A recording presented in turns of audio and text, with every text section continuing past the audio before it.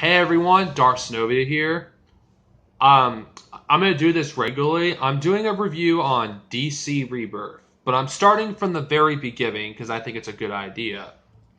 This is the very first issue of that. Well, it's basically a one-shot. Now, to let you know, the print, one I have is a reprint. I don't have the original with the nice artwork with the Justice League on there. So, unfortunately, I don't have that. It is a little pricey, but you do get a lot of content for the money you pay for it. Now, if you've never read the New 52, well, you don't need to. This comic pretty much summons up everything that pretty much happened, and especially Flashpoint. And there's a character that my knowledge of DC Comics is limited, so forgive me on this, that hasn't appeared in a long time, and he makes his appearance again. And it's also setting up for a big story arc that's probably going to come up at some point in the future.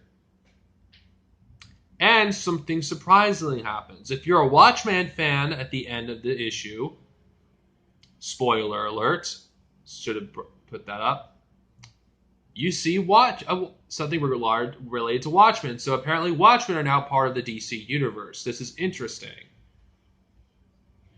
Now, I thought the writing was really good, honestly. It really was. The writing was good.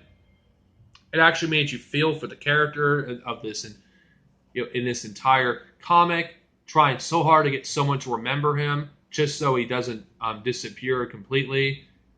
Even though I don't know anything about this character, I was able to feel for him. And I actually am looking forward to reading more about him. What do I think of it? Well, the artwork is amazing, and I hate to shit on Deep Marble, but you can't tell me that Marvel has artwork this good. Art doesn't make a comic completely, but honestly, look how beautiful this art is.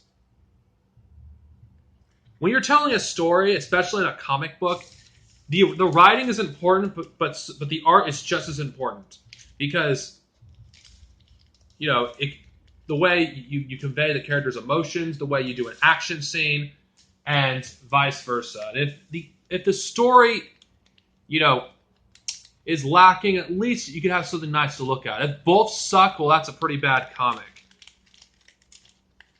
If you're looking to get into DC Rebirth, this is a good time as any. If you're a physical person like myself, you can go to your local comic book shop or maybe order them online.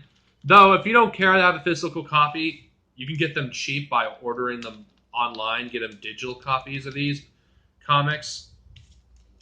I'm looking forward to reading more. I have read more DC comics, but those reviews will come in time.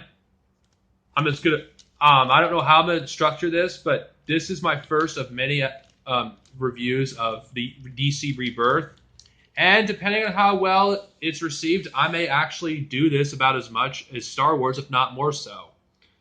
Anyway, this is Darcenovia, over and out.